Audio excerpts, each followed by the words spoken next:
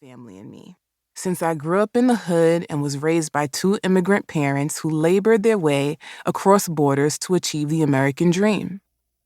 I was the first in my family to graduate with a college degree and went on to be the first to pursue and earn a master's degree. I remember when I was in my master's program, how I'd get on the A train from Far Rockaway toward the West 4th Street station, and the moment I got off that train, I knew to adapt. I wasn't in the hood anymore. This experience would not be like my high school. I was entering not only an elite institution, but a predominantly white institution. So I knew I had to code switch my way to the top. I struggled with the belief that I had to prove I belonged there, that I too was deserving of being in that space, especially since I was often one of 2 or 3 Black students in a class. I hustled even harder to be seen for more than just my skin color, to show I had the intellect to talk about more than just race, community violence, and poverty. Between doing this extra work, trying to overcome my own mental health issues, and doing the heavy lifting required to push back against oppression, I was often left feeling exhausted and even powerless. It took a lot of inner healing, mental shifting, and community care to help me see the strength that I embodied, to see that my power was simply misplaced and that I needed to find it and claim it as a way to liberate myself. The self-help industry has been around for decades and continues to take up significant space in the publishing sector. In 2019, the annual growth rate of self-help books reached 18.6 million. Yet historically, in the same way the mental health industry is made up primarily of white providers, 86% to be precise, according to the American Psychological Association.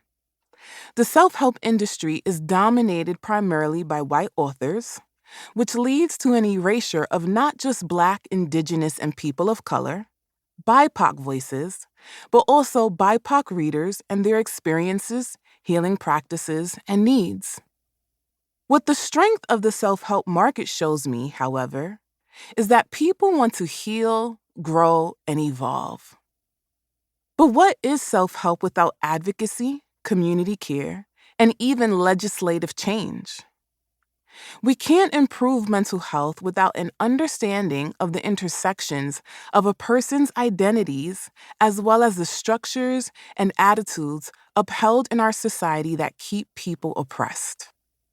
That's why in my work, and in this book, I focus on tools that can help people work through their personal life experiences as well as the larger systems at play, from capitalism to white supremacy.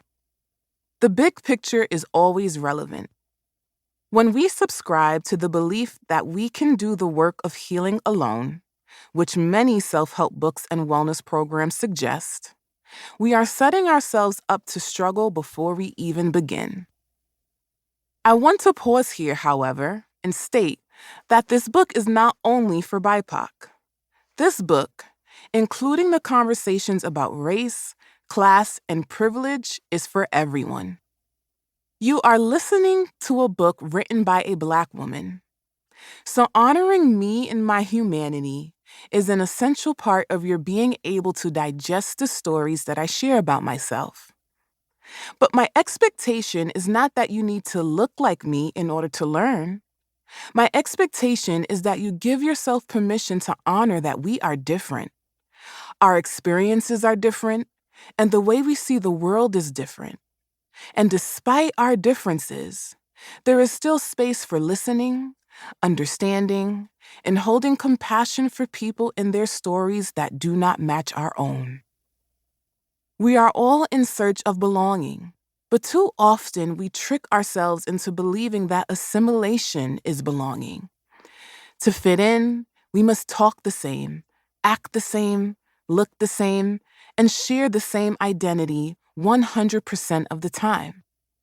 My job as a therapist is to recognize that my beliefs and values are mine and that I do not have permission to project them onto my clients. They are accepted and welcome to be